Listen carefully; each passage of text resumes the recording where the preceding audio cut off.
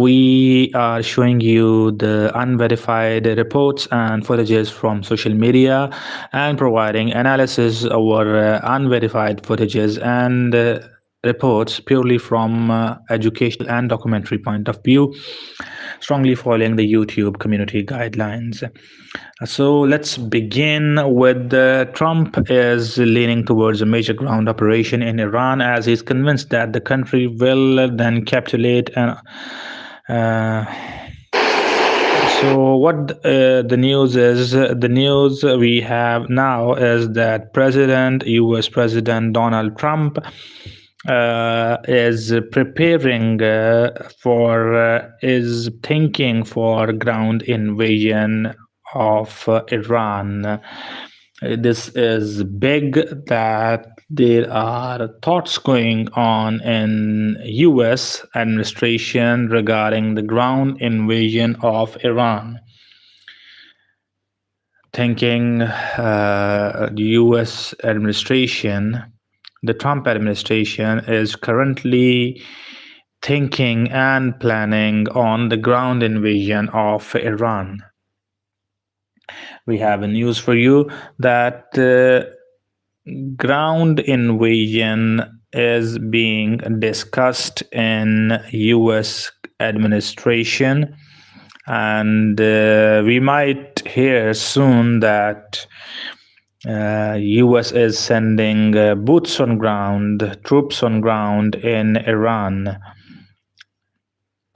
This is big news that US current administration, the Donald Trump administration, is planning and is considering for sending troops sending troops in Iran for the purpose of ground invasion. So ground invasion is on the cards by US.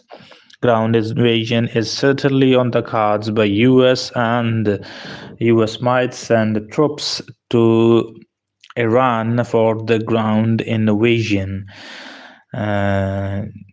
Do you think that this ground invasion will be successful or not? Please do comment your thoughts, and we will be reading your comments and analyzing your comments and providing our analysis as well.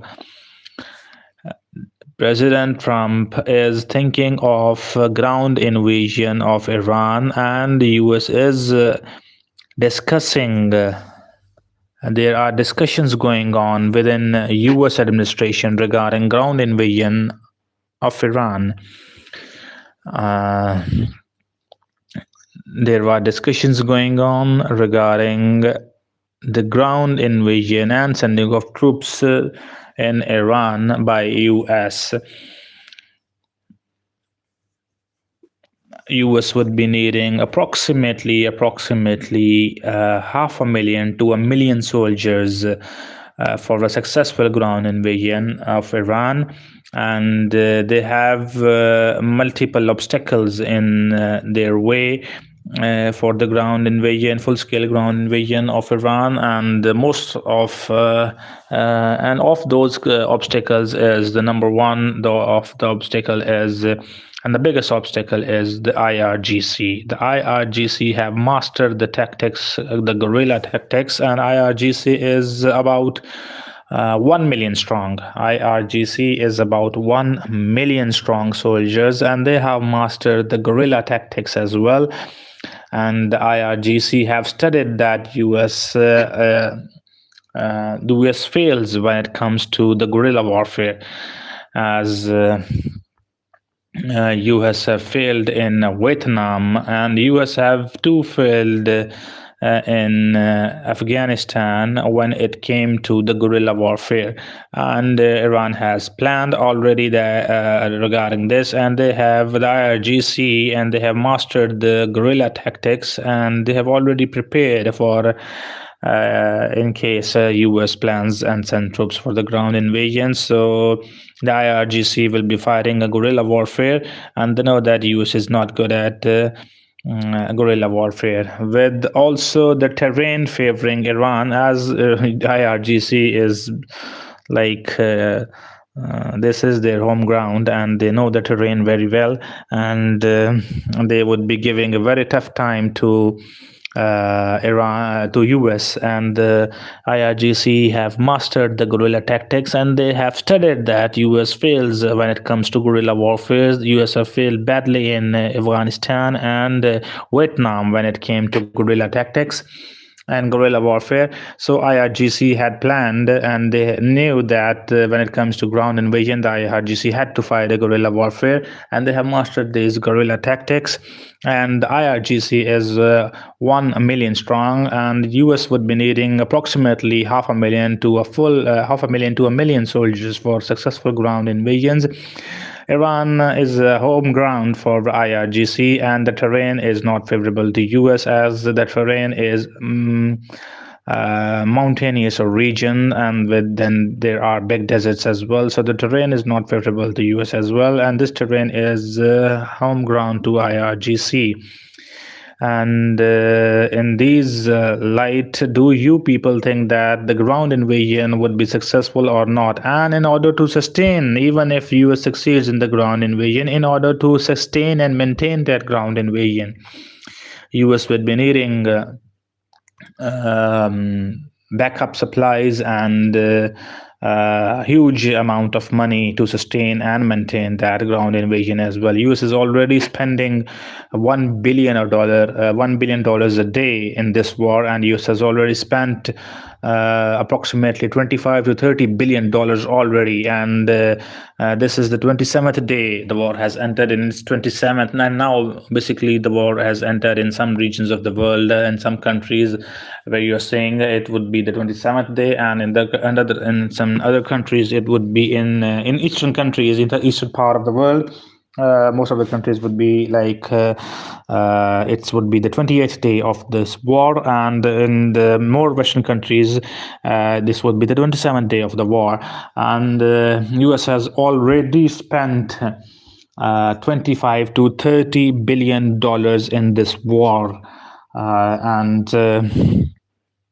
for the ground invasion, they would be needing a huge amount of money, and they would be needing approximately 500,000 to 1 million soldiers with troops on ground, and they would be fighting the IRGC, who are 1 million strong, and they have mastered the guerrilla warfare as well. The IRGC has studied that US badly failed in Vietnam and as well as Afghanistan, and the US has badly failed there. And the guerrilla tactics by guerrilla warfare, the IRGC will be using guerrilla warfare tactics to fight the US troops who are, and the terrain is also the home ground for IRGC and not favorable to the US troops. And even if the ground invasion gets successful, US would be needing many billion dollars to sustain and maintain that ground invasion. This was the news that US is preparing likely for a ground invasion, and in case the ground invasion, the US is planning and considering the option of ground invasion. Please do comment whether you think that this ground invasion would come or not, whether US would send the troops on ground and boots on ground or not, and if that happens, would this be successful, this ground invasion will be successful or not. And we know that there was an Iranian professor who said that in case of any ground invasions by US, Iran has already planned that they would be invading the coastal regions of UAE and most probably Qatar or Bahrain most probably it was. And so would they be successful? Like I am telling you what that Iranian analyst and professor was saying. He said that in case of any ground invasion by US, the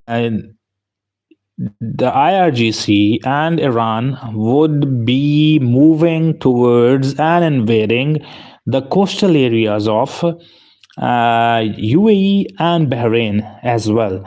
And this was his statement. And let's now analyze his statement. Would Iran be successful in invading the coastal regions of UAE and Bahrain?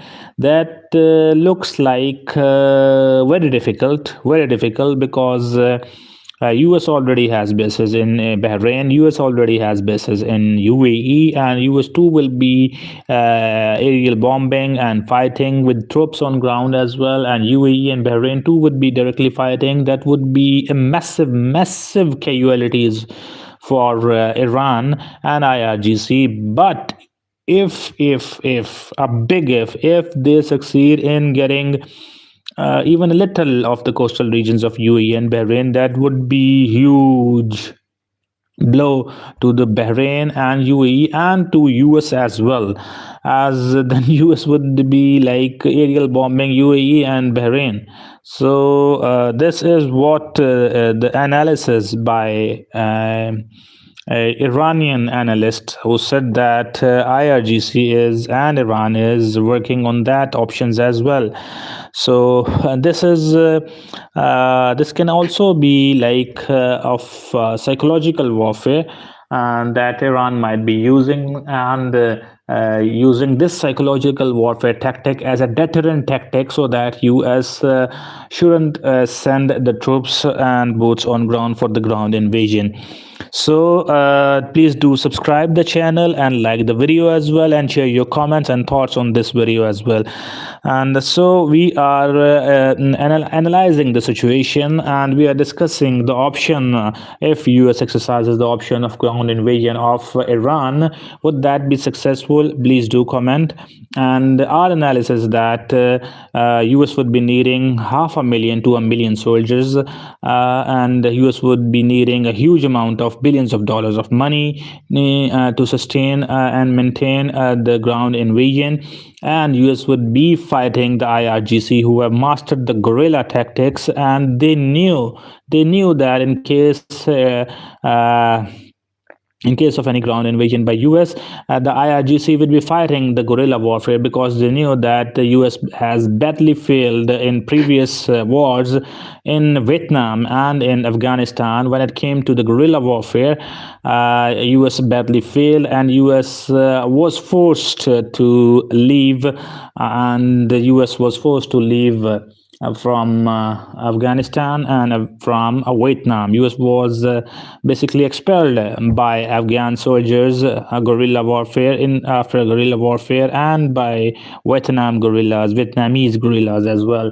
So the IRGC knew that when it came to the guerrilla warfare, the US is not good at it. So they have mastered the tactics, and moreover, it's the home ground of IRGC, and they knew the terrain very well. The terrain is not favorable to US, as it is a mountainous regions and big deserts.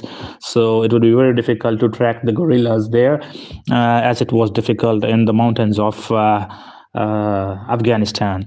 So and there is a psychological perspective of this as well. And please do subscribe the channel and share the video as well, and do like as well this video, and do share your comments and thoughts as well. There is a psychological perspective as well. The Iranian professor and analyst was saying that when the US enters with boots on ground in Iran for Iranian invasion, the US troops will enter. The Iranian analyst was saying that Iran had made a plan, and that plan would be activated at once immediately. And the plan is that IRGC and Iranian forces would be invading the coastal areas of UAE and Bahrain. And this can be this was the plan that he said that it is on the table and on the cards as well. In case of any ground invasion by US forces, the Iranian forces would be invading UAE and Bahrain. Why he said that they've been invading UAE and Bahrain? For 2 to 3 purposes. That firstly, the US has bases in UAE as well as Bahrain. The Bahrain hosts Fifth Fleet of U.S. Navy, and the UAE also has bases, Iran bases, US UAE also has US bases. So when the movement is towards UAE coastal areas and Bahrain coastal areas, so would that operation by Iran and IRGC would be successful?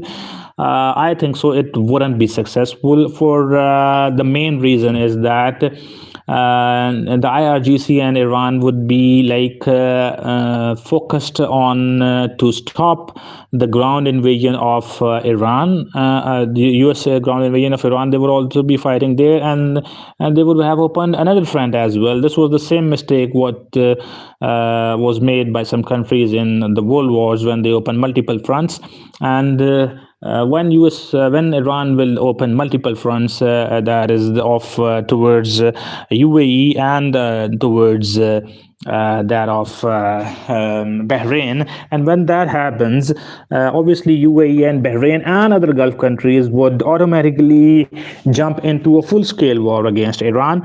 And when that happens, Iran will be surrounded by from multiple angles and multiple directions. So it would be very a heavy casualty operation by Iran.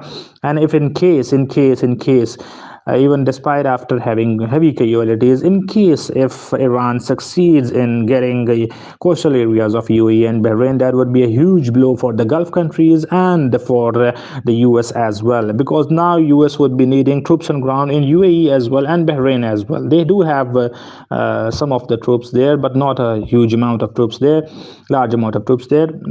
So they would be now bombing UAE and Bahrain as well, and the IRGC and Iran would be firing on that as well. This was the hypothetical scenario which was told and analyzed by an Iranian analyst on Iranian TV. This was like a plan unfolded and told by Iranian analyst on Iranian TV that in case of any ground invasion, Iran has these plans. So please do subscribe to the channel and like this video and share your comments as well. And we will be reading your comments when we have after our analysis. We will be reading your comments and your thoughts as well. Please do like the channel, like the videos, and subscribe the channel as well. And do you think that these would be successful or not, the US plans and the Iranian plans? And we are also telling you that this was the plan that was told by an Iranian analyst on the TV, on Iranian TV, that in case of any US ground invasion of Iran, Iran is planning for ground invasion of UAE and Bahrain, at least the coastal areas. So this can be a true scenario as well, and it can be a hypothetical scenario which that Iranian professor was using to create a psychological warfare and a deterrent so that it can have a deterrent effect on US, and US then should avoid doing any such activity of ground invasion. So this hypothetical scenario was floated on Iranian TV for main purposes that it can be used as a deterrent effect and a psychological warfare tool to create a deterrent effect, so that US doesn't think of having troops on ground in Iran. So this was our whole analysis of this scenario, that if ground invasion happens by US, as the US Trump administration is already thinking about it, that ground invasion can be and is possible. So if Trump administration announces ground invasion, in that case Iran has plans as well, and the IRGC, that is 1 million strong, has mastered the guerrilla tactics. They know the terrain. This is their homeland, and the US would be needing 500,000 to 1 million soldiers and troops on the ground, and that would be a difficult operation for the US. This was our analysis and information on this topic of ground invasion, and let's move to another story. And another story is a very interesting story now we have, and what the story is the story we have now is that President Trump, the U.S. President Trump, has said that Iran has gifted at first 8 oil tankers, and then they apologized to America, and then they gifted 2 more tankers to U.S. Oil tankers. Those oil tankers were worth of $2 billion. Those oil tankers were worth of $2 billion. Those oil tankers were worth of $2 billion. We are telling you the whole story why President Trump said that this was a gift from Iran. Actually, Iran didn't gift this 10 tankers, 8 at first and then 2 afterwards, to US. Iran didn't gift these tankers to US. Actually, these tankers were not a gift by Iran to US directly. It was President Trump called it as a gift in a sense that the Strait of Hormuz was closed. This is the 27th day of the war, and the Strait of Hormuz is still closed.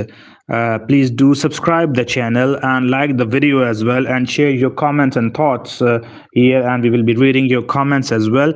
So we are telling you the story why President Trump has called the Iran regime has gifted President Trump and US with 8 tankers at first, and then apologized and added 2 more tankers as a gift as well. Why President Trump is saying, and what's the context of this is that the context of this is that President Trump has said this because President Trump has said because the Strait of Hormuz is closed, and it's the 27th day of the war, and the 20th day has begun in some of the countries. If you are in the eastern part of the world, it's the 28th day of the war has just begun, and the Strait of Hormuz is closed and for 28 days now, and Iranian regime has allowed the passage of 10 of the oil tankers to the Strait of Hormuz, and most of them were Pakistani flagged. So that meant that this oil was meant for Pakistan. And President Trump had called as gift to US is because that Iran allowed some of the oil to pass through the Strait of Hormuz, and that President Trump considered as a gift, a temporary opening of the Strait of Hormuz. He called it as a gift. He actually spinned this as that Iran is ready for negotiation. So Iran is opening the Strait of Hormuz for on temporary basis. Iran is opening and allowing some of the containers to pass through the Strait of Hormuz, and Iran is showing that they are ready for negotiations. This is what President Trump is making this move of. Iran allowing Pakistani oil tankers to pass through the Strait of Hormuz. This is what President Trump is saying, that this was like a gesture by Iranian regime that they are interested in negotiations now. So he called it as a gift. While the actual story is that Iran has already said weeks and 2 weeks ago that the Strait of Hormuz would be open for every country except Israel, US, and their allies. Iran had made it very clear 1 to 2 weeks ago that the Strait of Hormuz would be open for every country except Israel, US, and their allies. So Iran also said that the Strait of Hormuz will be open for every country except Israel and US and their allies. So under that, Iran allowed the Pakistani tankers, oil tankers, to pass through the Strait of Hormuz, and so most of those out of those 10 containers, most of them were Pakistani flagged, and they were allowed to pass through, and they reached Pakistan. So this was what Iranian side, the story from the Iranian side. So Iran has also laid out certain conditions conditions that number one, no U.S. and Israeli container would be allowed to pass through the Strait of Hormuz, and when and also only please do share the videos, and also subscribe the channel as well, and like the video as well. And Iran has allowed the Pakistani containers to pass through the Strait of Hormuz, and 10 containers have passed through the Strait of Hormuz. And Iran has laid certain conditions as well, and Iran has said that the Strait of Hormuz was free. Every country and every oil tanker was allowed to pass freely through the Strait of Hormuz. Pre-war scenario was that every country was allowed to pass freely from the Strait of Hormuz without giving any fee to Iran.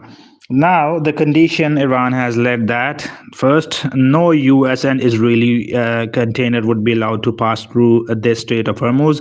And number two, the countries would be paying, though of those which country would be allowed to pass through the Strait of Hormuz, they would also be paying $2 million per oil tanker in order for successful and in order for safely passage through the Strait of Hormuz. So Iran is basically charging $2 million per container in order for successful movement to the Strait of Hormuz of the oil tankers. So Iran said that from now onwards, there would be no free passage, and only those oil tankers would be allowed to pass through who would pay $2 million per oil tanker. So Iran has said that now you have to pay fee as well. Iran is like, give us $2 million if you want your oil containers to pass through the Strait of Hormuz safely. The Strait of Hormuz carries around 20% of the oil trade, and attached to this story is another story. And that is a breaking news as well, that Taiwan makes the chips which you and we have in our cell phones. Most of the chips which Taiwan makes Taiwan is very good in making these mobile chips. So Taiwan is making a very good percentage of the chips which we have in our mobile phones, and a very good amount of the chips are being made in Taiwan. So the chips, LNG is needed to make that chips, these processors and chips, and also helium is needed for to make these chips, and the transport of this helium and LNG is through the Strait of Hormuz. And Qatar basically transports this helium, and Qatar basically transports this LNG towards Taiwan, and then Taiwan uses these raw materials in its industry that makes the chips for the cell phones as well. So what is happening now is that the Strait of Hormuz is closed, and no tanker is allowed to pass through, and so the passage of these raw materials is also blocked alongside oil. Not only oil passage is blocked, but the passage of every kind of trade is blocked through the Strait of Hormuz. So even helium is not allowed to pass. Qatar's helium is not allowed to pass through the Strait of Hormuz towards Taiwan, and also that too is not allowed. What we call it, helium as well as LNG. Qatar's helium and Qatar's LNG is also not allowed to pass through the Strait of Hormuz. Iran is not allowing Qatar's helium and Qatar's LNG to pass through the Strait of Hormuz. And when this happens, you see, then the situation is like, Taiwan is not getting Qatar's helium, Taiwan is not getting Qatar's LNG. And when this happens, then how can Taiwan will make then how will Taiwan make this there's AI, these chips, microchips, which are in which we use in on our phones and which you also use on your phones. Taiwan makes a good percentage of the chips, and when these raw materials run out, as they are running out now, Taiwan has less supply of helium left, less supply of reserves of helium and LNG left, because no more helium is reaching towards Taiwan from Qatar, as it is blocked. So what will be the scenario then? We will see the chips getting costly, as well as the production of the cell phones will be getting low, and eventually we would be seeing that that the production of cell phones would be getting low and low, and the chips that would be used in making phones and that would be used in training AI models would be getting low. So if this war gets prolonged, the productions of the chips would be low, resultingly the productions of the phones, mobile phones, smartphones would be low, and the productions of the AI training models would be getting low. So that too is getting affected, and we will see the price hike in the smartphones and AI training models as well. So this was another story, breaking story, which we shared to you. Let's summarize the three main stories which we shared with you. These were today's most important stories which we shared with you in the last half an hour. And the first was that US is thinking of a ground invasion of Iran, and the ground invasion of Iran, US would be needing approximately 500,000 to 1,000,000 soldiers, and that the ground invasion of US would, in our analysis, would fail, because the US would be fighting a 1 million strong 1 million strong IRGC, and IRGC has worked out their plans, and they know that US is not good when it comes to guerrilla warfare, and they know that US has badly failed in Vietnam War and in Afghanistan War when it came to the guerrilla warfare. At start, US did very well because they have modern jets and planes, they have F-35s, they have F-22s, and they stealth bombers and B-2 and B-52 bombers, and they have air superiority over Iran. So at start, the US would be successful, but when it comes to the ground invasion, the US would be facing many obstacles, because the ground invasion would be very difficult, as IRGC knows that US is not good in when it comes to guerrilla warfare, and the IRGC knows that the US is not good in guerrilla warfare, and they have worked out their plans, and they know that US badly failed in Vietnam and they badly failed in Afghanistan when it came to guerrilla warfare. The Taliban defeated the US and they ousted the US from Afghanistan. The Vietnamese guerrillas ousted the US from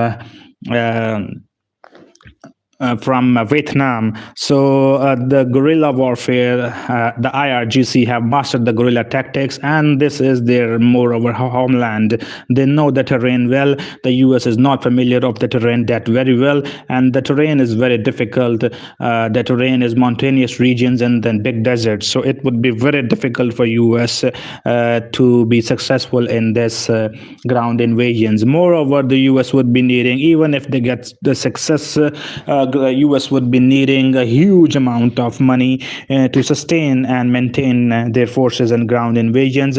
US is already spending billions and billions of dollars in this war. They have spent $1 billion a day in this war, and the war is in its 28th day if you live in the eastern countries of the world, and its 27th day if you live in the western part of the world. So US has already spent 25 to 30 billion dollars in this war, and they are seeking the approval of 200 more billion dollars to carry on this war. They would be needing a huge amount of money to sustain and maintain their ground invasion as well. So this was our analysis that it would be very difficult for US to sustain and maintain their ground invasion even if they succeed. Moreover, Iran has very said that Iran has very daring plans as well. Iran is planning that in case of any ground invasion of Iran by US, Iran would be invading UAE and the Bahrain as well. Iran has planned that at least the coastal areas of UAE and Bahrain would be invaded by Iran. Our analysis that these are very hi-fi claims, and this would not be the case, and this would not be happening very easily. And we will see if Iran moves towards those plans. Iran would be facing with high casualty rates because UAE and Bahrain and the Gulf forces would be now directly at war with Iran, which they are not up till now. They are only defending themselves. And in that, if Iran commits a mistake of invading UAE and Bahrain through ground and their coastal areas, then the Gulf countries would be directly at war with Iran. Iran would be opening multiple fronts, so it would be a high casualty operation for Iran. So Iran would be making a grave mistake if Iran does this. But our analysis that this was only this plan is only used to create deterrence and in a psychological warfare for deterrence purpose, so that US doesn't invade with the ground forces. This was the first news which we shared you today, and with the deep analysis we have provided you our analysis over this news as well. We have another news which we have shared you in the last half an hour, and that was that President Trump has said that Iran has gifted at first 8 oil containers, and then they apologized to President Trump and US, as per President Trump said, as per his comments, and then said they have gifted 2 more oil tankers and vessels to the US. The true story we are telling you is that this was the comments which President Trump made, that Iran has gifted 10 containers, 8 first and then another 2 to US. President Trump said that these are actually the gifts which Iran has given, and he has said that this is Iranian gesture, that Iran is ready for the negotiations and Iran wants negotiations.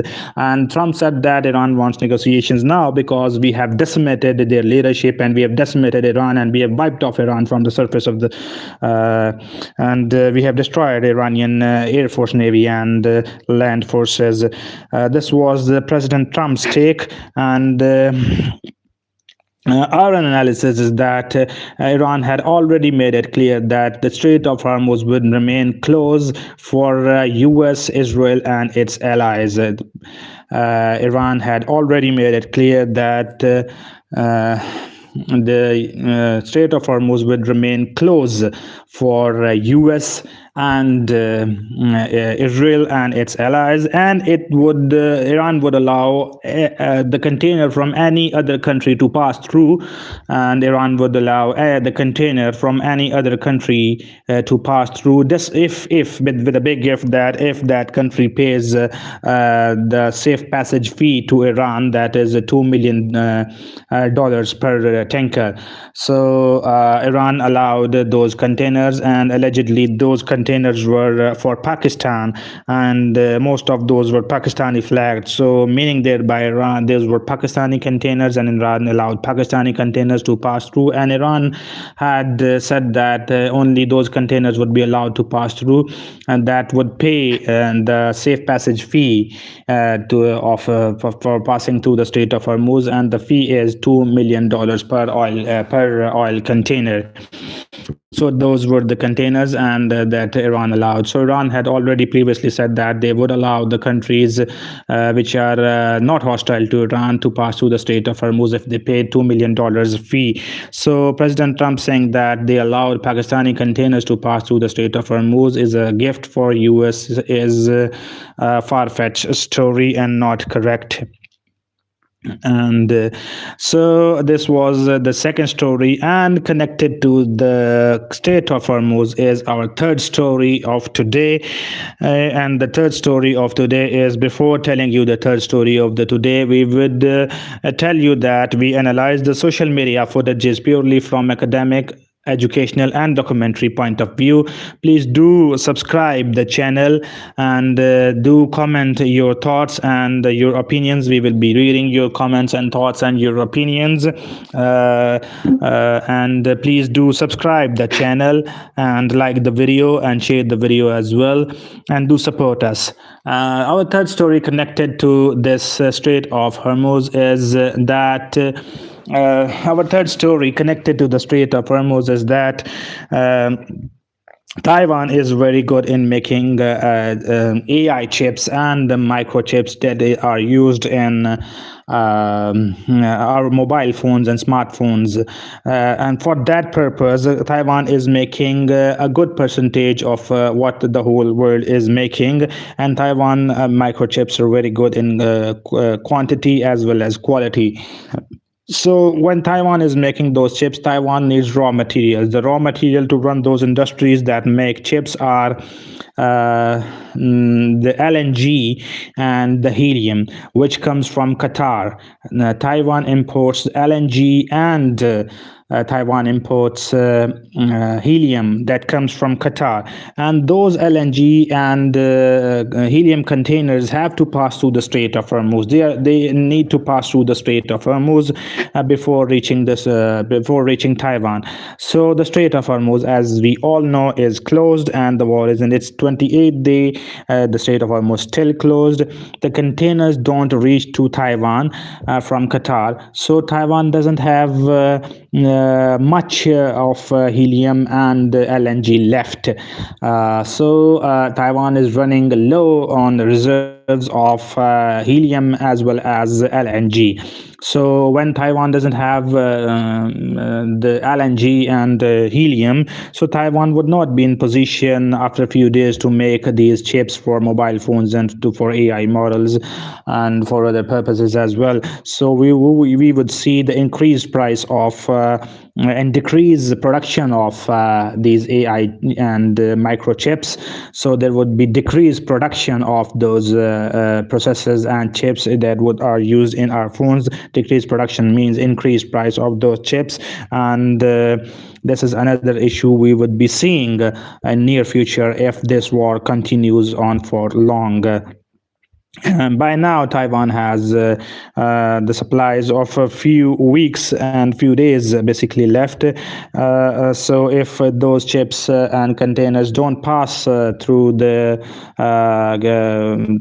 Strait of Hormuz towards Taiwan, so there would be another problem. They would be running on low on chips, and the prices of the chips would be high, resulting these smartphone prices would also increase. This was another story which we shared to you.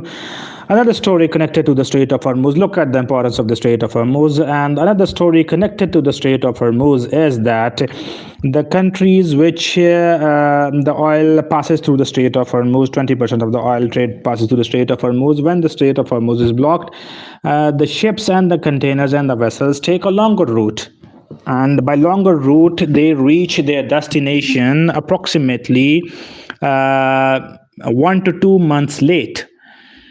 Because that is a longer route. As the Strait of Hormuz is closed, the oil passage and other trade material that needs to be passed to the Strait of Hormuz, because it's a shorter route, now the ships takes the longer route. When they take the longer route, the products reach towards the destinations 1 to 2 months late. When they reach the 1 to 2 months late, that is obviously they have taken the longer route. That's why they reach late, and that makes the journey 20 to 30% more costly as well. So the closure of the Strait of Hormuz has forced countries to take another route which is longer and which is costly, 20 to 30% costly as well, and the products reach their destinations 1 to 2 months late as well. So this is another problem we are facing because of the closure of the Strait of Hormuz. Connected to the Strait of Hormuz is another story that Iran has said that now we will be. Pre-war situation was that Iran wasn't charging the fee when the containers passed through the Strait of Hormuz. It was a free passage zone, and no fee was being charged to any container that used to pass through the Strait of Hormuz. But now the situation has drastically changed. Iran has controlled the Strait of Hormuz. Over the Strait of Hormuz, Iran has a successful control over the Strait of Hormuz from previous 28 days. So Iran is now asking for the countries to give them $2 million per container if the countries wants to carry on the safe passage, if the country wants safe passage for the containers to pass through the Strait of Hormuz. So that is another story linked to the Strait of Hormuz, that Iran says that from now onwards we would be charging any container of any country that wants to pass through the Strait of Hormuz, we would be charging $2 million a container. That's another story connected to the Strait of Hormuz. Look at the importance of the Strait of Hormuz, and Iran is successfully getting hold of the Strait of Hormuz. Now comes to the negotiations. We are already hearing that Turkey and Egypt and Pakistan are trying to mediate between the US and Iran so that they reach a ceasefire and the Strait of Hormuz should get open, so that we don't see a global energy crisis and global inflation and increase in prices of the oil. So because every country is suffering, not only those that are in the war, but every country is also suffering.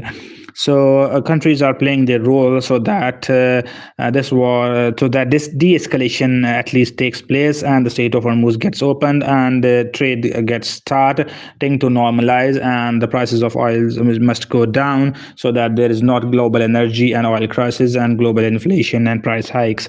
So countries are playing their part to get this objective achieved, and the countries include Turkey and Egypt and Pakistan. They are saying that they would mediate between Iran and US, and Iran has already said that they don't trust US and the statements of negotiations from US are worthless. But Iran has also laid out its conditions for the ceasefire talks. Iran has already said that the ceasefire talks would be only successful if their conditions are met, and we are telling you what are their conditions are. Number one condition is that the US should pay for the damage they have done to the civilian infrastructure of Iran. Number one is the US should pay for what they have done, the damage to the civilian infrastructure of Iran. The US should pay for that. Number two reason, they have said that the missile program, Iran would allow to continue with its missile program. Number third is that Iran would allow to continue with its peaceful nuclear program, meaning thereby nuclear energy for energy purposes and not for nuclear missiles purposes. Nuclear warhead purposes, not for that, but for energy purposes, for electricity, etc. So that was number three. And number four was that US should stop, US and Israel both should stop the war with Iran as well as with allies and proxies. With its allies and proxies, it means they should stop bombing PMF in Iraq, Popular Mobilization Force in Iraq. They should stop bombing houses in Yemen. They should stop bombing Hezbollah in Lebanon, and they should stop bombing Hamas in Gaza and Palestinians as well. And number five was that guarantees from international important key players of the world, including Russia and China, that US and Israel wouldn't start the act of aggression again against the Palestinians and Iran and its proxies, including the Hezbollah, the Hamas, the PMF, Popular Mobilization Force in Iraq, and the Yemeni Houthis. So these are the conditions which they have laid down these are the conditions which which Iran has laid down in order for the negotiations to start and for the successful negotiations. Moreover, we are hearing a 15-plan agenda as well that US is preparing so that there could be a 1 month ceasefire between Iran and US, and that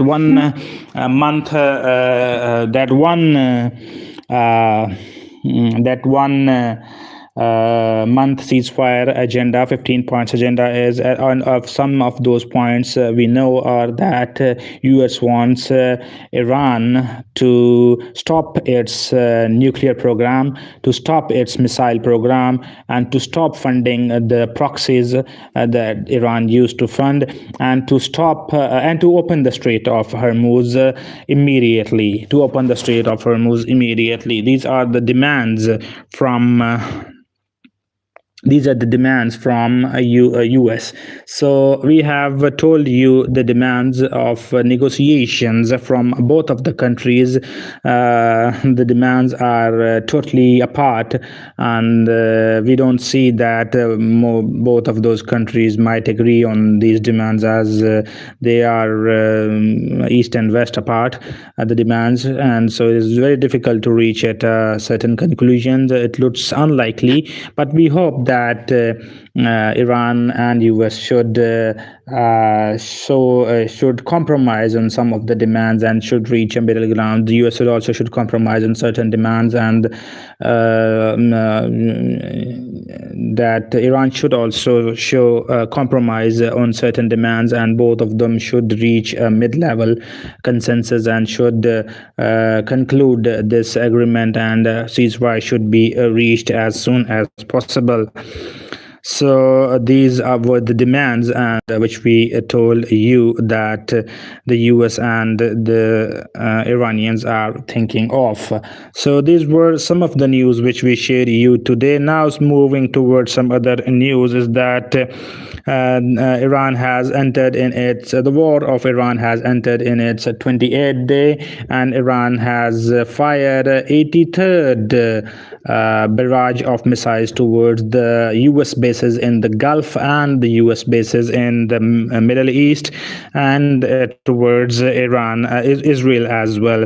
And Iran has multiple missiles. Their missiles include the hypersonic missiles and with the maneuverability, the Khurramshahr missile, they have the Khyber missile, they have their Al-Fateh missile, they have as well the Sijil missile, which is a solid fuel missile and which makes it harder to intercept. And on the other hand, Israel has a multiple layered defense system, and their defense system includes Arrow 1 system, Arrow 2 system, Arrow 3 system. They have the David Sling as well. They have the THAAD defense system as well. They have the Patriot defense system as well. They have their Iron Dome system as well. The Iron Dome is basically used to defend the short-range incoming missiles and rockets, and the long-range ballistic missiles are defended by Israeli David Sling and Arrow 3 defense system. These are the visuals which we are showing you. Iranian cluster missiles, these are like cluster missiles of Iran over the skies of most probably Israel it is, and over Haifa. So these are Iranian cluster missiles over the skies of Haifa. These are the visuals from there. Please do subscribe the channel and share the video and like the video as well. I've been speaking continuously non-stop for last 53 minutes, and I need your support as well. Please do share your comments and thoughts, and do like this video, and do subscribe the channel as well if you like our live stream.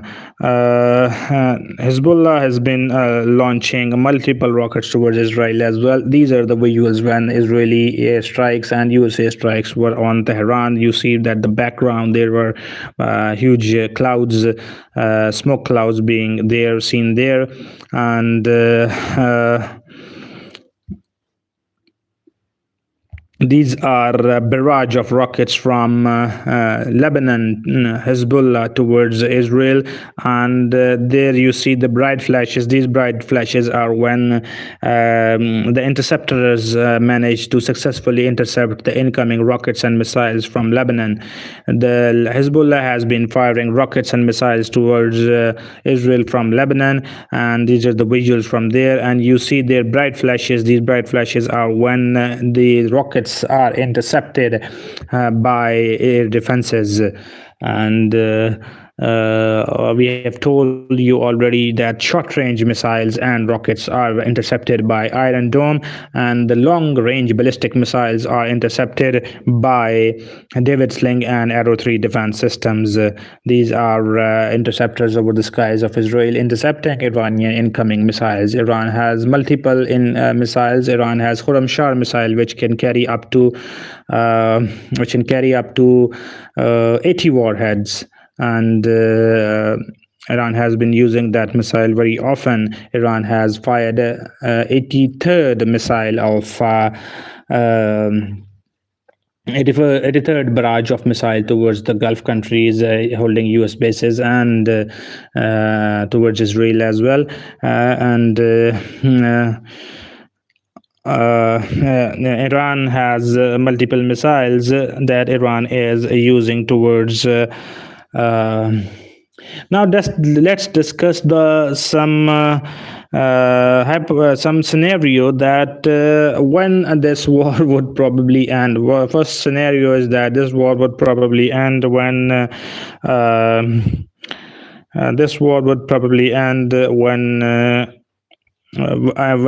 there would be ceasefire talks beginning. This war would probably end when there would be ceasefire talks beginning, as Turkey, Pakistan, and Egypt are playing role, and for ceasefire talks to begin. And this is the first scenario that these talks would end. Another scenario is that these war would end when any of the side would run off its ammunitions. If Israel and US run out of their interceptor missiles, then Iran would be bombing them heavily, and that would be very destructive for the US bases in the Gulf, and as well as for Iran. If the US runs out of and Israel runs out of interceptors, Iran would be having a definite edge over them. And moreover, if Iran runs out of its stockpiles of ammunitions and missiles and drones, then their Shahed drones and their missiles, if Iran would be running out of those, then it would be Iran who would be at the receiving end, and US will be bombing heavily Iran, and they would be also most likely then invading Iran by the ground invasion as well. So in that scenario, US would definitely be the winner and would be easily invading Iran as well. So this all depends on who would now blink first and who would run out of the ammunitions and stockpiles first. We don't have any idea how much of the missiles are left with Iran and drones are left with Iran, and how much of the interceptors are left with the US and Israel. There was news reportedly that UK is providing the Gulf countries with interceptor missiles as well, which clearly means that the Gulf countries are low on interceptors, and that's why UK is providing them with the interceptors. And on daily basis, Iran is firing like missiles and drones, mostly drones, towards those Gulf countries, and the Gulf countries are intercepting those missiles and drones with their air defense system. So UK is providing them. They are running low on interceptors, so the UK is providing them with more interceptors, that clearly states. But how much are left with the US and Israel, we don't know. And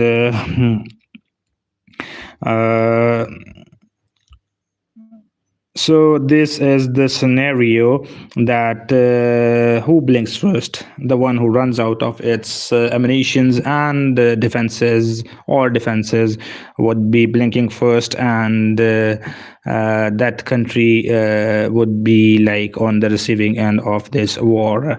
In this war, So this was our analysis from that who would be blinking first and who is running low on interceptors or missiles. Uh, let's come back to the original stories which we share you from today. And there is another interesting story which we are now receiving is that Vice President of US Vice President of US Jerry Vance, he said that Iran has 60% enriched uranium with itself, and Iran might make suicide jackets with those with that 60% enriched uranium, and that would be very lethal because if that are detonated, then it would result in heavy casualties, not just 100 or 200. That would result in like thousands and tens of thousands of casualties, with also contaminating the environment, and health effects would also be there as well.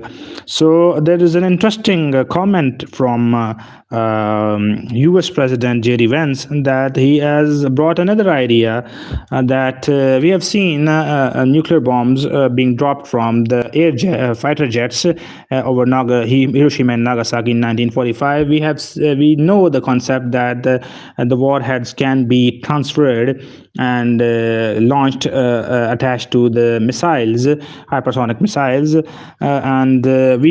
but now this is a new idea, and being floated by Jerry Vance, the prime minister, the vice president of America, that Iran might use uranium, enriched uranium, in their suicide jackets as well.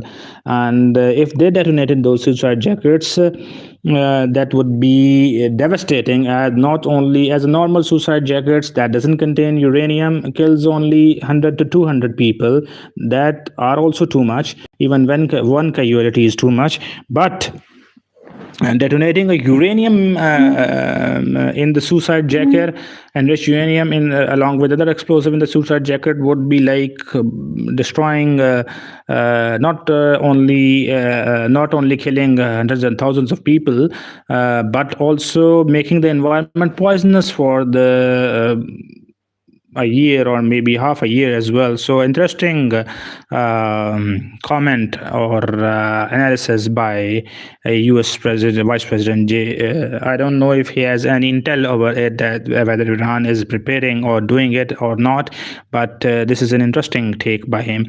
So what are your thoughts on it? Please do comment as well. We are sharing you the news, and this is of yesterday. Reportedly, an F-18 at Chabahar targeted by shoulder-fired launcher and fighter jet escaping the area. This is F-18 Hornet. Another F-18 was shot down yesterday by Iran. IRGC claims, wow, that was a near miss. Look at this again. I didn't pay attention at it at first, but now look at it. I did pay attention, and I am playing this again for you. Look at this. That is a near. Oof. That is a near miss. An F-18. Wow. That is very near miss. Look at this again. An F-18 fighter jet at Chabahar, a shoulder-fired launcher and a fighter jet.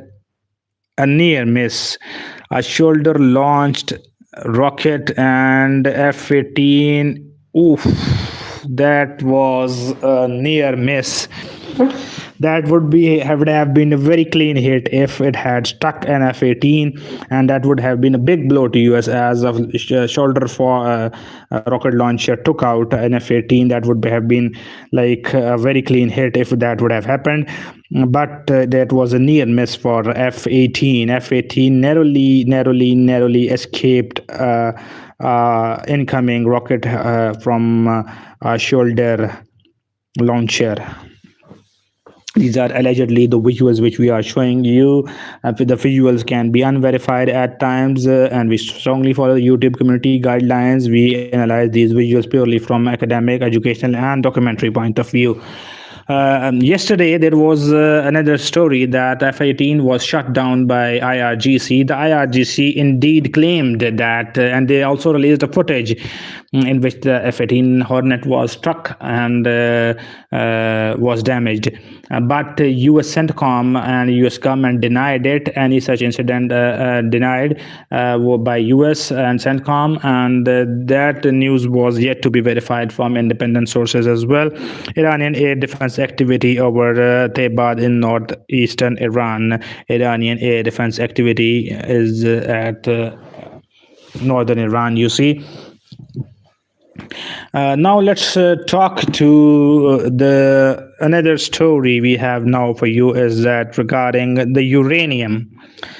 Iran has 60% enriched uranium with it, and Iran has 60% enriched uranium. And Iran, when the previous 12-day war took place between Iran and the US and Israel, Iran's nuclear facility at Fordo, Natanz, and Isfahan were heavily bombed by bunker buster bombs as well. So Iran was prepared for now as well that now, as of now, that again US would be bombing and Israel would be bombing their nuclear facilities, and they had to keep their uranium out of reach of US and Israel. So they basically dug tunnels. They basically dug tunnels several kilometers deep in the earth, and they covered the entrances as well. They put their uranium, and these are allegedly reports that several kilometers deep tunnels have been dug by Iran near to the nuclear facilities of Isfahan, Natanz, and Fordo. And those several kilometers deep running tunnels, Iran hide its 60% enriched uranium over there. These are allegedly reports, and the satellites image, if we have them, we will show you in a while if we do get to them. And those tunnels and are then covered, and the satellite images do confirm that those tunnels were indeed dug, and these are allegedly analysis that in those tunnels several kilometers deep in the earth, Iran has put its highly enriched 30% uranium. And so Iran knows that, and those tunnels are several kilometers deep, so not even the GBU-57 bunker buster bombs can reach over there. The bunker buster bombs can penetrate up to like some 2,200 feet, but they don't penetrate much deeper, and they don't penetrate into a more hardened granite mountains. They don't penetrate into that. So Iran knows these facts. So even bunker buster bombs can't reach up to that much depth. So Iran has hide its uranium in underground tunnels, and the only way US could get to those and that access to uranium and can get that uranium is by having boots on ground, and after a successful invasion, which is our first story of today, that it is very difficult for US to have success on boots on ground, because US needs would be approximately needing 500,000 to 1 million soldiers on the ground, and the US is already spending $1 billion a day, and US already has spent $25 to $30 billion in this war. Has already and this is now the 28th day of the war, and US they would be fighting the IRGC, which is 1 million strong, and the IRGC knows, and they have mastered the guerrilla tactics, and they know that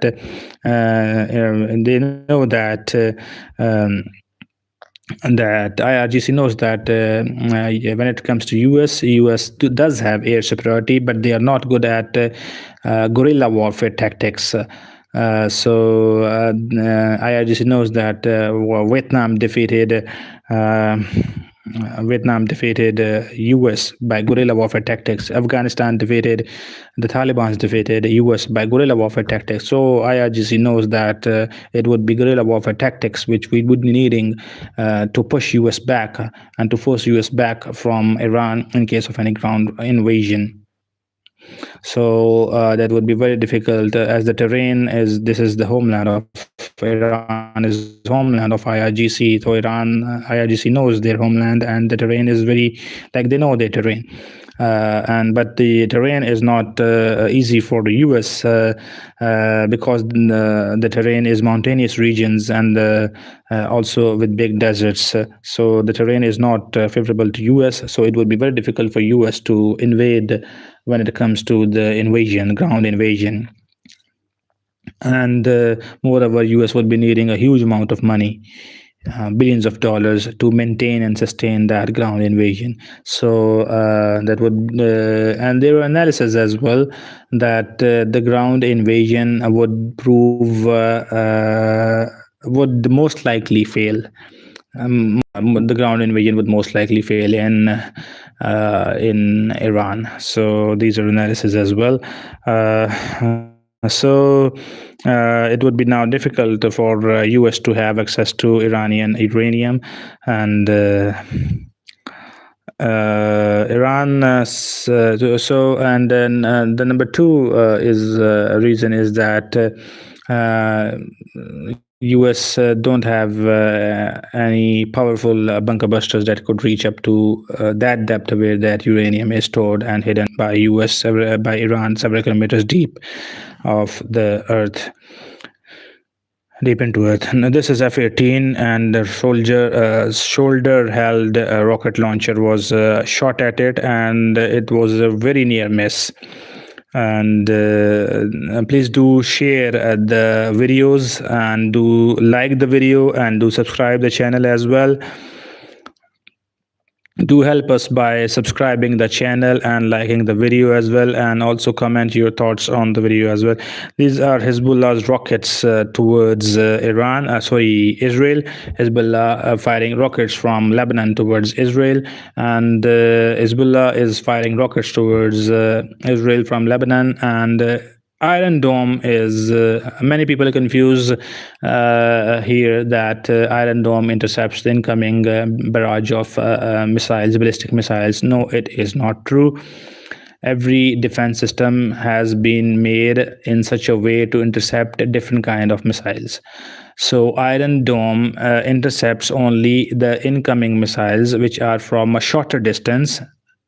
Iron Dome accepts only those which comes out of shorter distance, and that intercepts. Iron Dome intercepts rockets and missiles short range, and the long range ballistic missiles are intercepted by David Sling and Arrow 3. So that is a distinction to make. So many people that I cleared to you is because many people get confused when it comes to that which kind of missiles are intercepted by which kind of interceptor. Oof, look at this visual. This is when Iranian cluster munition hit a car. This is when Iranian cluster munition hit a car, and the car did a flip-flop in the air. This is when Iranian cluster munition hit a car, and that car did a flip in the midair. The car did a flip in the midair when a cluster munition hit it, and these footages were recorded by the surveillance camera. You can see that this is the footage from the surveillance camera in Israel. When cluster munition hit, the car did a flip-flop mid in the air. So look at that impact. Can you imagine? This was just one cluster from a missile, and look at the weapons that are so deadly nowadays that even a shot fragment, it was a fragment of a missile, you can say, or a cluster munition. That was a fragment of it, and it made a whole car jump and do a flip-flop in the midair. This is you can see it again, that a fragment from Iranian missile cluster was so impactful that a car jumped and did a flip-flop in the air. Nowadays, the weapons are so deadly. This is Hezbollah's drone allegedly hitting a target. Allegedly, a Hezbollah drone hitting a target.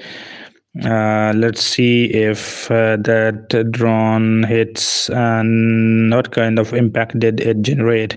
Iran is very successful with its drone. Iran has drones, and we have told you multiple times Iran has, that is a huge impact. Iran has Iran has made a drone which is these are Iranian drones I was talking about. Iran has a drone, $20,000 or $30,000 drone, Iran Shahed drone, and that has proved to be very successful in this war for Iran. Iran has taken out multiple targets with success from this drone, this $30,000 drone. Iran has taken out in the early days of the war. When the war started, Iran has struck early warning radar system of US that was deployed in Qatar, and that early warning radar system can detect the incoming missiles from 5,000 of kilometers range, and that early warning radar system was struck by $20,000 worth of a drone that was worth of $20,000, and that $20,000 drone took out an early warning system radar of US deployed in Qatar, and that early warning radar system was worth of $1 billion. I repeat, $1 billion. Early warning radar system worth of $1 billion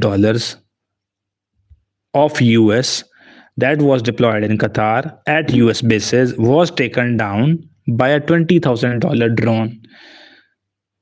That is a huge success. A $20,000 drone took out a $1 billion radar system. Also, you know of the story when three of the F-15 Strike Eagles were downed in a friendly fire in Kuwait a few days back.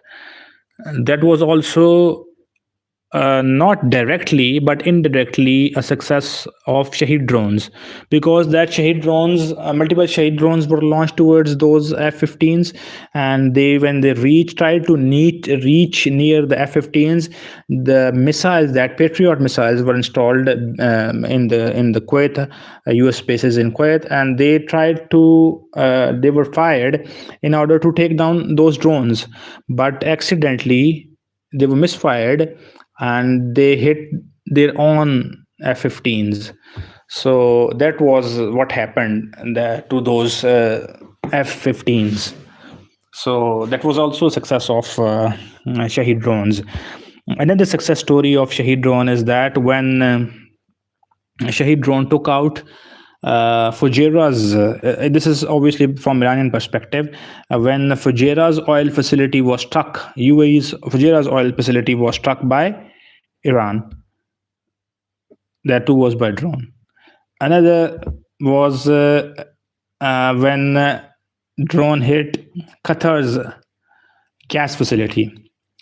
17% of that whole facility was damaged, and Qatar would be needing 5 years to rebuild that 17% structure again. That too again by a $20,000 drone. That billions of dollars of worth of that gas facility was struck by $20,000 drone. Certainly, 17% production of gas was decreased in Qatar. Another story, in Kuwait airport,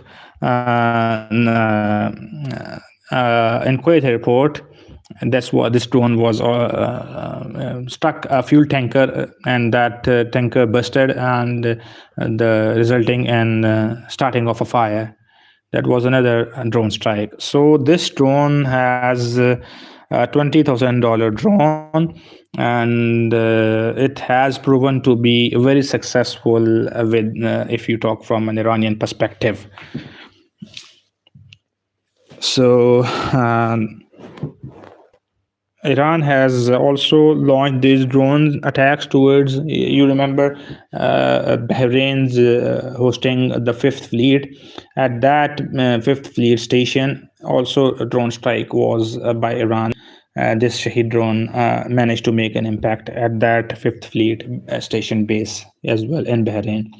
So these drones have proven to be very successful for Iran, and this was the story regarding Iranian Shahed drone. And let's move towards more visuals and show you some more visuals. This is when Israeli warplanes continue to target villages across southern Lebanon in conflict with Hezbollah. There's also fight going on. Okay, let me tell you why Hezbollah is in news now. Why Hezbollah is in news now. The Hezbollah is allegedly Hezbollah has destroyed Israelis Merkava tanks, and these are the visuals from them. Why Hezbollah is in news now is that let's first announce the disclaimer that we analyze the social media footages which can be unverified at times purely from academic and educational point of view. Purely from academic, educational, and documentary point of view, strongly following the YouTube community guidelines. Why Hezbollah is in news now? Because Iran has a policy, and Iran has its war strategy, and Iran had framed this war strategy over 47 years of its. They have worked 47 years on this war strategy, and Iran has developed this war strategy that Iran tried to keep war away from its borders for as long as it was possible.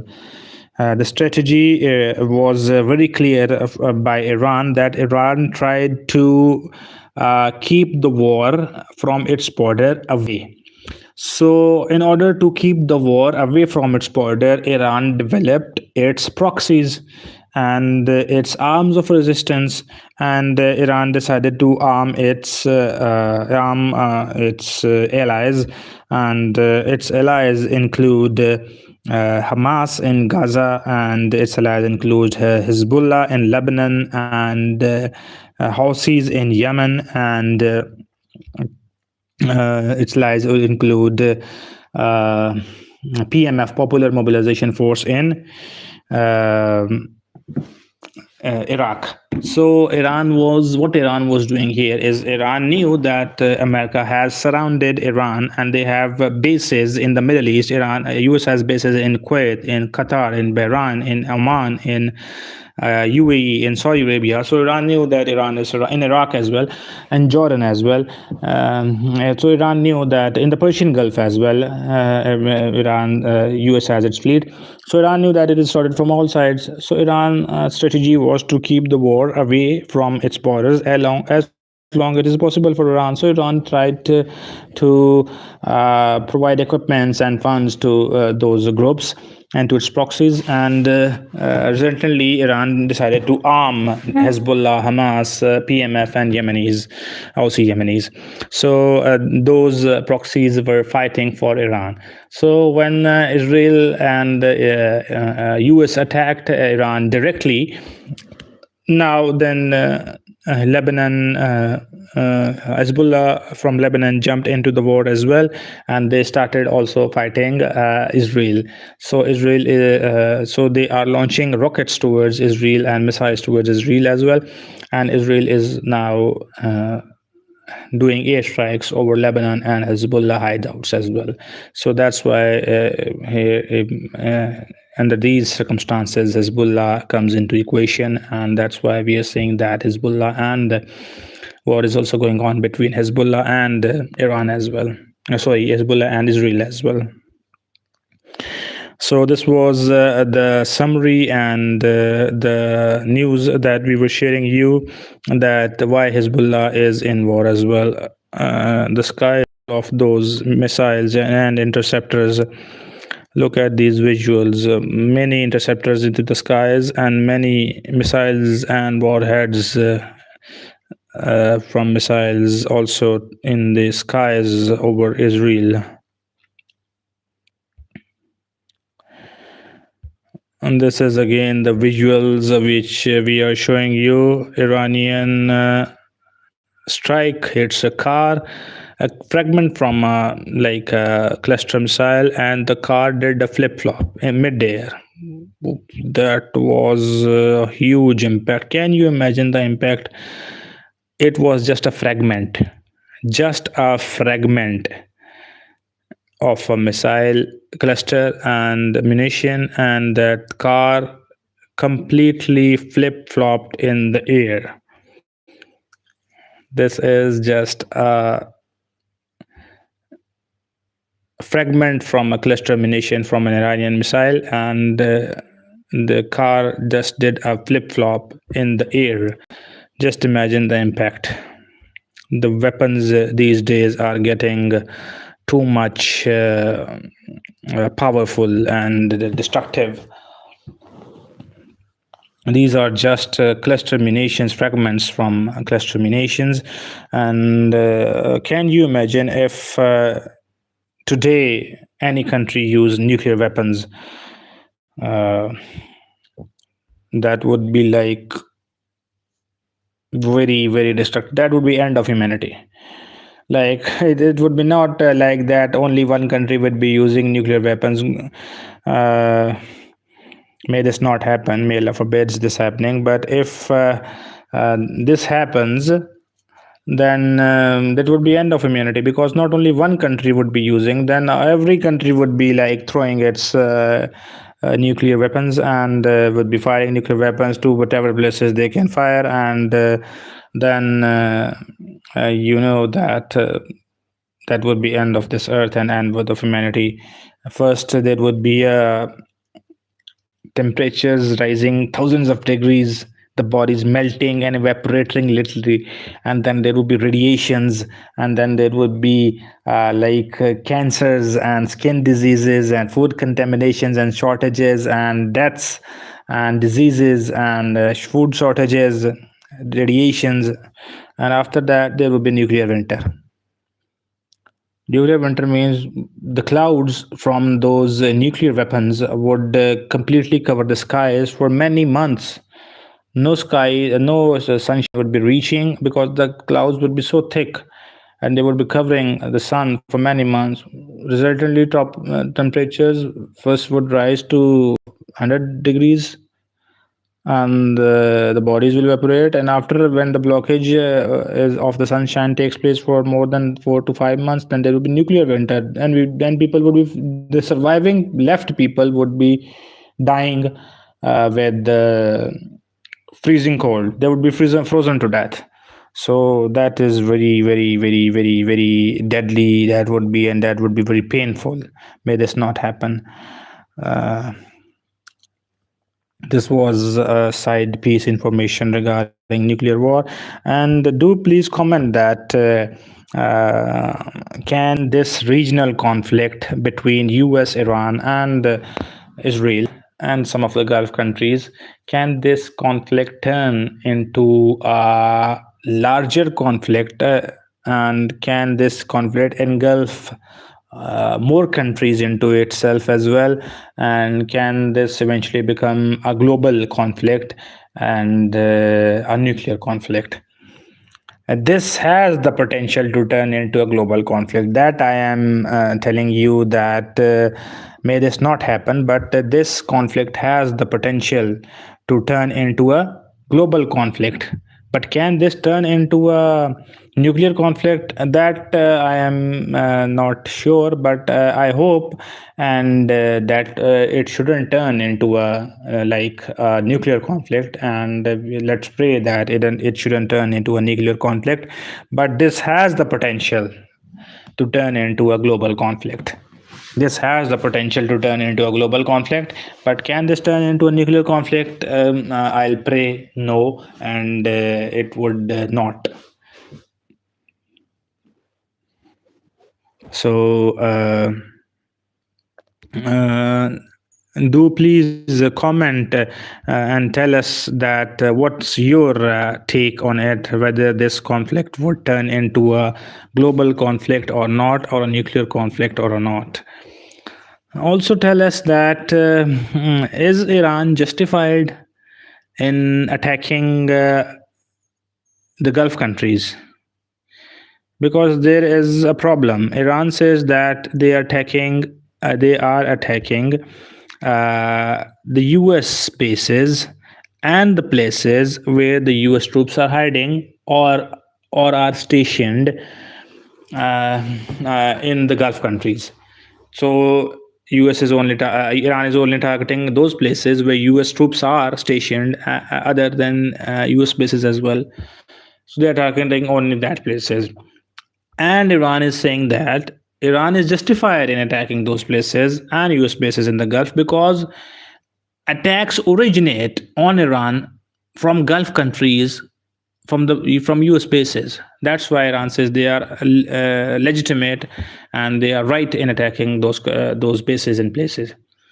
Whereas on other hand, the Gulf countries, Qatar, Kuwait, Bahrain, they say that US, UAE, they say that Iran is violating their sovereignty, and Iran is doing an act of war against these countries. And they say that at one point in time they would jump into the war against Iran as well. So this is the two contrasting points of views from Iran and the Gulf countries. So, but obviously, one has to be the right opinion, and the other has to be the wrong opinion. In your opinion, what do you think, and that whether Iran is justified, or whether Iran is justified, or whether Gulf countries are justified in this stance? And Iran has also said that if these Gulf countries don't allow US US to use the bases in their countries, then Iran wouldn't be targeting, because attacks wouldn't be originating from those countries, so Iran wouldn't be retaliating against those countries. So Iran shifts the responsibility on those countries and says that those countries, Gulf countries, should stop US from using their bases. So what's your take on it? Which side has more weight to its argument, and which side is more correct in your opinion as well?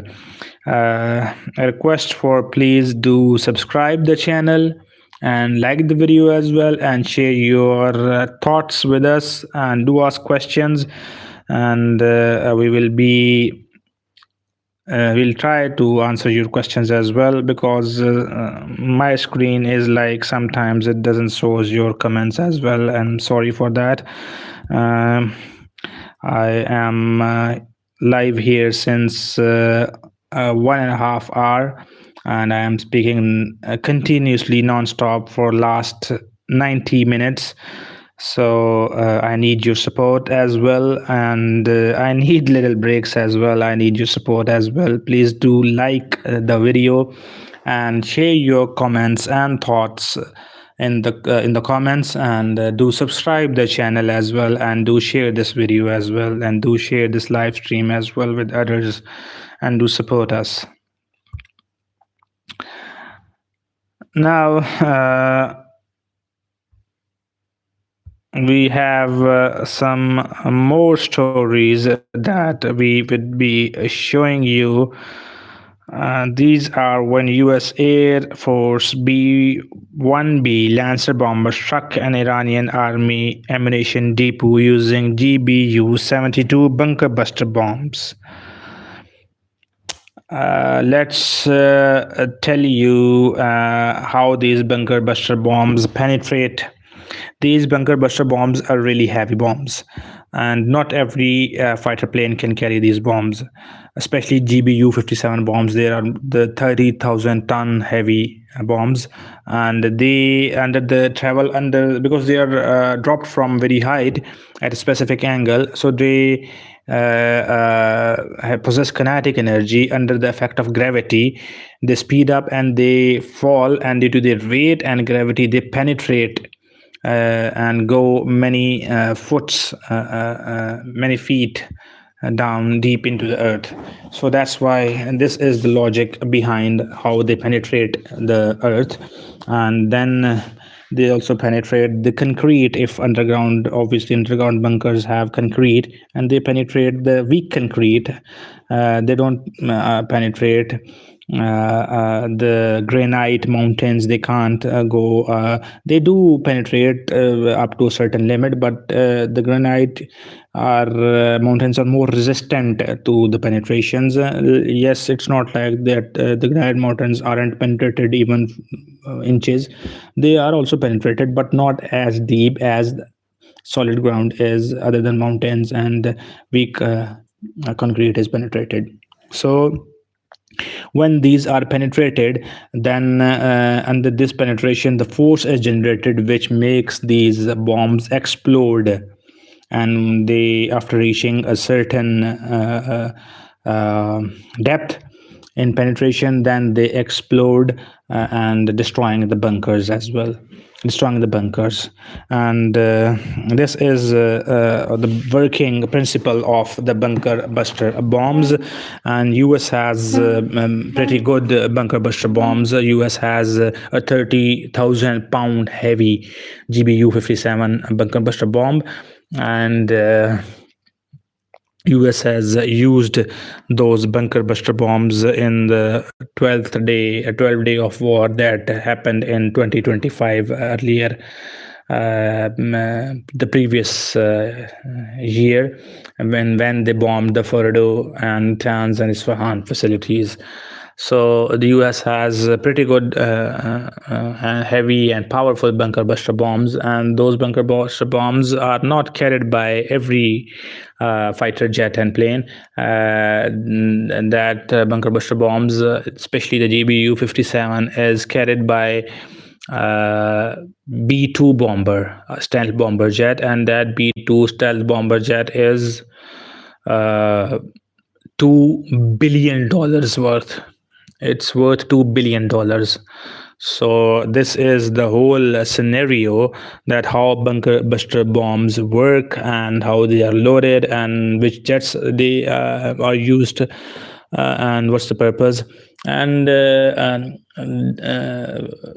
they were used, bunker buster bombs, and when previous year the US bombed the nuclear facilities of Iran in Fordo, in Natanz, and in Isfahan.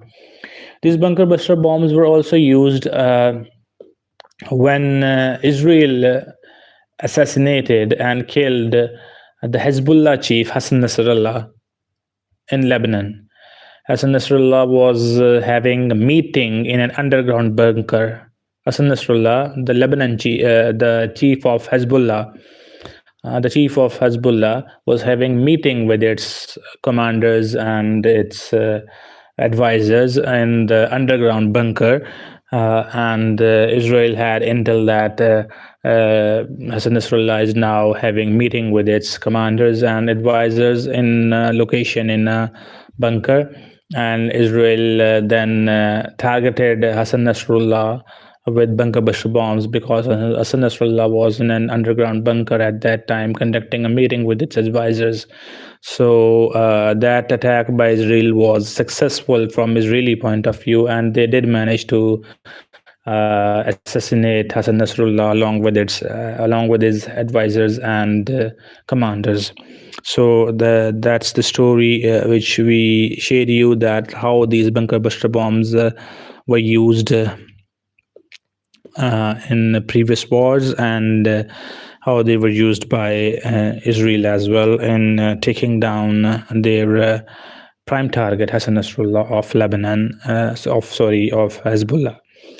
So this was the theory, that how bunker buster bombs penetrate and how heavy they are, and which planes are used to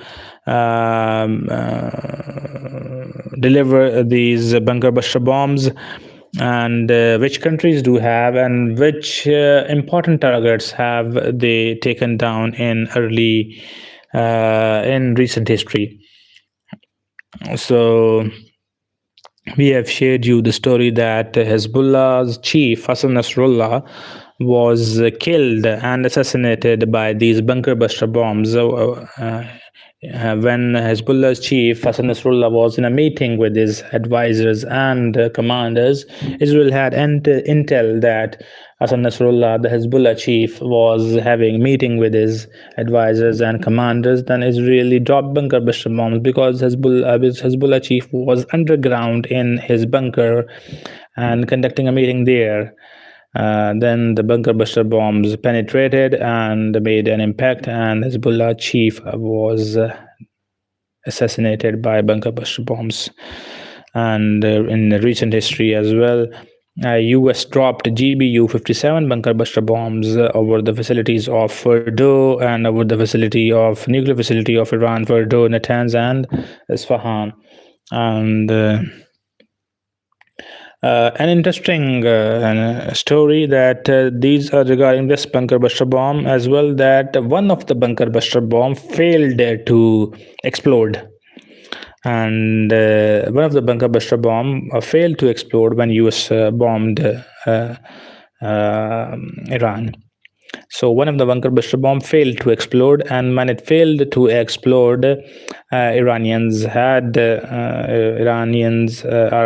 very good engineers as well, and there's a concept of reverse engineering, and so the Iranians took control of that exploded bunker buster bomb, and then they obviously took it with themselves, and they would be reverse engineering it. They can reverse engineering it by themselves, or they can hand this over to China, which is also very good in reverse engineering things. So it was kind of a blessing in disguise to Iran that they did manage to get hold of this technology, as the bunker buster bomb GBU-57 one didn't exploded. So Iranians took hold of it, and then they probably have reverse engineered it, and or with the help of China they would reverse engineer it, and they would now then make their own bunker buster bomb, and they would study it and then make their own bunker buster bomb. So it was a blessing in disguise for Iran that they did manage to get one of the bunker buster bomb which failed to explode. This was the moment when Israeli strike hit tents in Deir al-Bala in central Gaza. So the war is going on in Gaza as well. So Trump had established the Board of Peace. U.S. President Trump has established the Board of Peace, and in that Board of Peace, ceasefire was between Hamas and Israel, and the war had to be ended, and it was supposed to be a ceasefire between Hamas and between Palestine, Hamas, Gaza, and Israel, but we haven't seen any such a ceasefire from Israel. Israel is continuously bombing Gaza, despite having officially and theoretically there is a ceasefire. The Board of Peace was established to have ceasefire between Hamas, Gaza, Palestine, and Israel. But theoretically there is peace and ceasefire, but practically we don't see any ceasefire because Israel is bombing Gaza continuously. And now these are another news footages when U.S. bombers bomb multiple facilities, military facilities and assets in Iran. These are visuals when multiple facilities were bombed, military facilities were bombed by US. These are the visuals when multiple facilities were bombed by US military targets and by US in Iran. The visuals shows these. US do have air superiority over Iran. US have stealth fighter jets that are literally invisible to the radars. US have B-2 bombers and B-52 bombers that are like way up in the skies, and they drop bombs from there. And no missile or rocket can reach at that up heights, and only missiles can reach. But how can Iran attack those B-52 bombers and B-2 bombers with their missiles when those are literally stealth fighter jets and are invisible to the radars? US also have F-35s and F-22 Raptors, which are invisible to the radars as well. So US do have air superiority over Iran, but Iran has some very good missiles as well, and Iran has some very good drones as well. Iran's Shahed drone has been proven to be very effective in this war. Iran's missiles have been proven to be very effective in this war. So US there was US F-35 which was reportedly hit. Yesterday F-18 was reportedly hit. IRGC claimed that they did hit an F-18, which US Centcom denied. But a few days back, US F-35 was also hit and damaged. And there were US did say that F-35 was damaged, but they said it was due to an accident and not by an Iranian hit.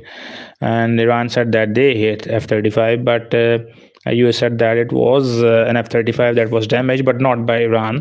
And but US is investigating that F-35 hit, and by how come that F-35 got damaged, and if it was indeed by Iran, that how came Iran hit that F-35 when the F-35 is literally invisible to the radars. So investigations are already going on, investigating that how came a stealth fighter jet F-35 got hit by Iran. So they are investigating this F-35 hit by Iran. So US also has a Lucas drone. Iran has Shahed drone, and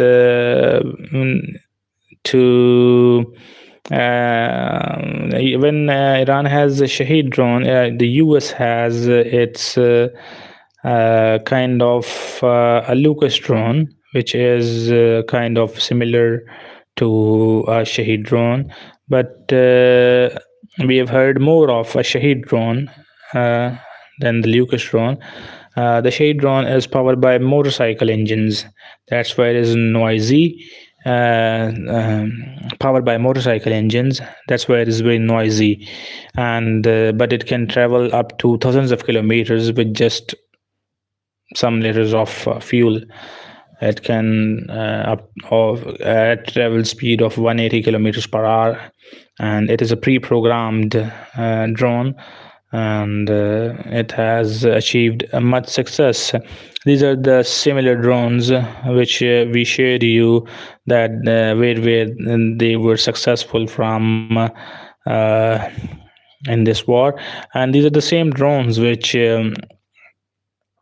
Iran used, which Iran has provided to Russia as well, and Russia has used these drones to attack Ukraine. Russia is using these drones in war against Ukraine as well. These Shahed drones Iran has provided to Russia as well, and Russia is using these Shahed drones against Ukraine as well. Now these are the visuals CENTCOM has published, and showing strikes on missile launchers and drone across Iran. These are unclassified visuals which US have published, showing you that US targeted the military sites of Iran and the military assets of Iran. These are the visuals when military assets and military sites were targeted by US in Iran. We are showing you the visuals when US targeted the military sites and the military assets in Iran. Hezbollah, and these are the rockets fired by Hezbollah from Lebanon.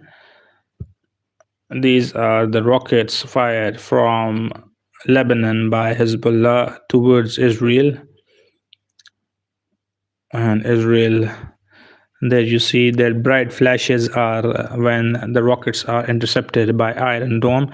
And we made you clear that rockets and short-range missiles are intercepted by Iron Dome, and long-range ballistic missiles are intercepted by David Sling and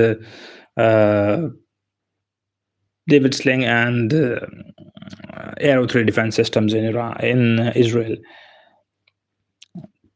These are the moments when rockets are being intercepted that are fired from Hezbollah towards Israel.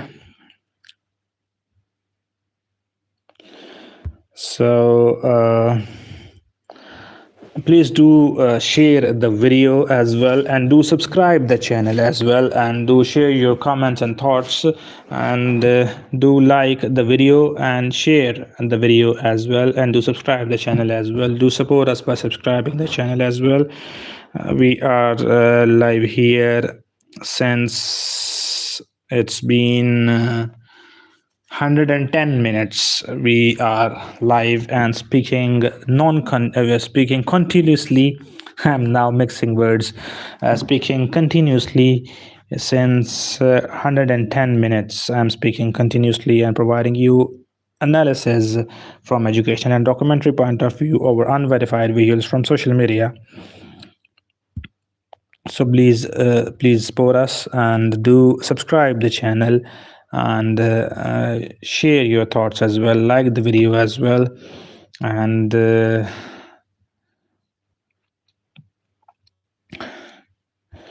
now these are scenes. President Trump has threatened US. This is when GBU 72 were used by US B-1B Lancer jets, striking Iranian targets and Iranian military sites and Iranian munitions. And I was telling you that US President Trump has threatened Iran that Iran should open the Strait of Hormuz by Friday. And if they don't open the Strait of Hormuz by Friday, then US would be bombing the military sites of, the power plants of Iran.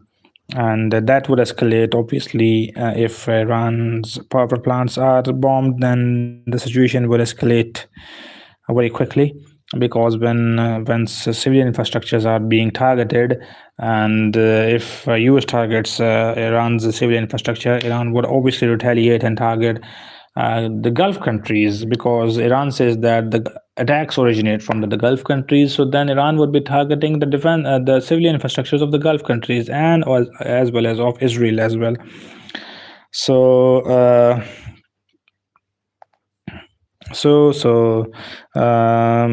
Iran, US has threatened basically Iran, that Iran should, US threatened Iran that Iran should open the Strait of Hormuz by this Friday. And if they don't open the Strait of Hormuz by this Friday, then the US would be targeting the power plants of Iran. And once the power plants were targeted, US and Israel have already targeted the civilian infrastructure of Iran as well. They have targeted Iranian, in the start days of the war, they targeted Iranian oil facility. And resultantly Iran attacked UAE's oil facility, because Iran believed that these attacks were originated from UAE. The US attacks were originated from UAE. The US used bases from UAE. So they attacked the UAE's Fujairah oil facility. Then came US and Israel attacked the gas facility of Iran. And the gas facility of Iran was then then gas facility of Iran was targeted, and that gas facility was not only the largest in Iran, but one of the largest in the world as well. And resultantly, what Iran did, Iran attacked Qatar's gas facility and damaging 17% of their production and equipments that Qatar would need 5 years to rebuild. And now US is threatening if and Iran also targeted Haifa's oil facility, as well as Iran also targeted the electric powerhouse as well. But Israel claims that no significant damage was done to that powerhouse and to that Haifa oil facility as well. So now US is threatening that they would attack the gas facility, the power plants, if Strait of Hormuz isn't opened by Iran. If Iran doesn't open the Strait of Hormuz, US said that they would be bombing the power plants. And it is very obvious, if Iranian power plants are being bombed, then Iran would also retaliate by bombing Gulf countries' power plants, as well as desalination plants, as well as Iran would be attacking Israel as well. So that means that the situation would escalate further and even further and even further. That's why I'm saying that this conflict is not affecting only the Middle Eastern countries and those countries which are fighting, but also affecting the global population and other countries as well. And this conflict has the potential to escalate into a global conflict from a regional conflict. This is one US Air Force B-1B Lancer strategic bomber bombing effectively destroying Iranian army's ammunition depots. Iranian army's ammunition depots being bombed by B-1B Lancer jets. US bombing Iranian army's ammunition depots.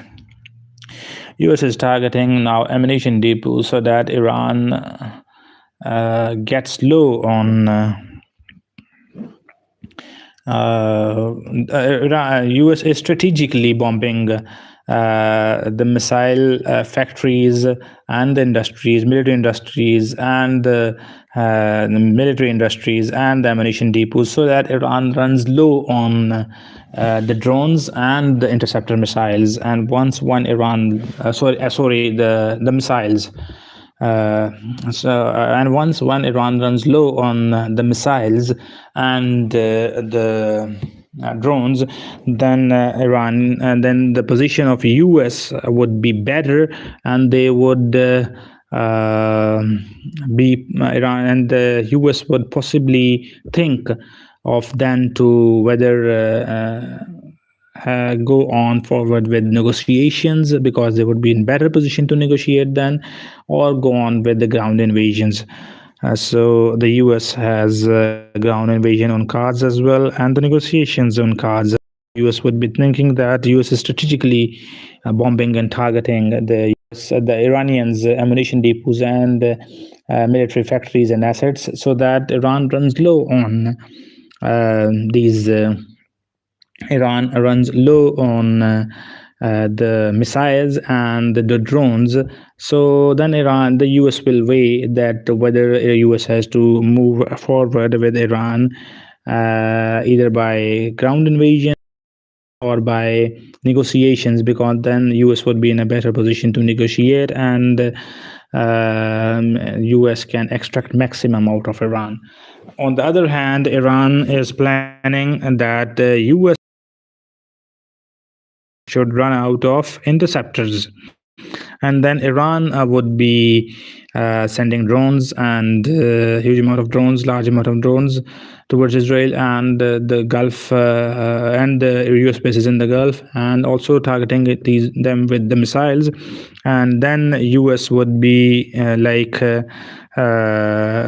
Iran would be in a better position to negotiate and to extract maximum from Israel and maximum of its demand from Israel and US. So both of these countries are now like planning the war like this way.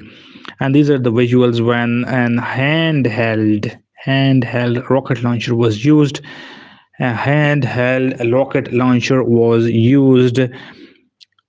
These are the visuals when a handheld rocket launcher was used to attack and to take down F-18 Hornet fighter jet of US.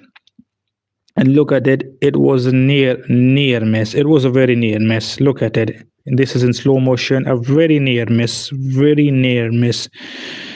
This was a very near miss. It is in our Chabahar region somewhere that an F-18 was targeted by a handheld rocket launcher, and it was a near miss. Very near miss. It would have been a very clean hit if that F-18 would have. And this was a very near miss. Look at this. This is a very near miss.